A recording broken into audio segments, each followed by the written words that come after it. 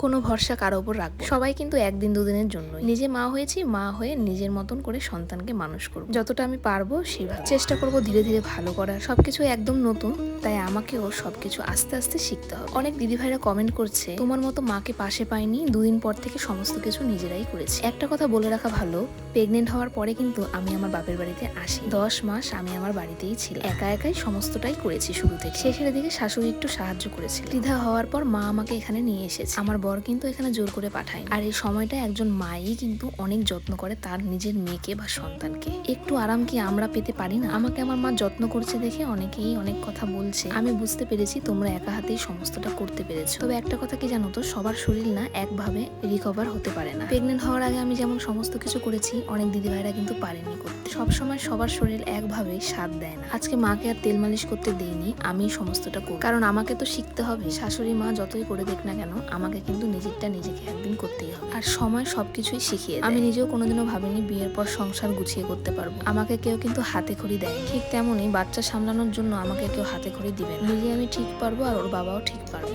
এবার তোমাদেরকে একটা কথা বলি, ওর বাবা কুসংস্কার একদমই মানে না। মেয়েকে যখন একটু সুতা পরাতে চাচ্ছে আমার মা, তাবিজ বানিয়ে দিতে চাচ্ছে, ও বলেছে একদমই না, তাবিজ ওর মেয়েকে নাকি পরাবে না। এটা কিন্তু যার যার ব্যক্তিগত ব্যাপার। পরাতে দিবে না বলে আমার মা একটু রাগ করেছে, তাই আজকে আমার সাথে মা তেমন একটা কথা বলে। তবে মা কথা না বললেও আমাকে তো আমার সন্তানকে দেখতে হবে। দ্বিধাকে কিন্তু মা অনেক ভালোবাসে। মা বলেছিল তোকে মালিশ করতে হবে না, আমি করে দেব। তবে আমি নিজের হাতে তো একদিন সব করতেই হবে, তাই ভাবলাম যে আজকে একটু করি। ছোট বাচ্চা তো ধরতে একটু খুব সমস্যা, সবকিছুই তো নরম নরম আছে, এই কারণে কিন্তু খুব সমস্যা।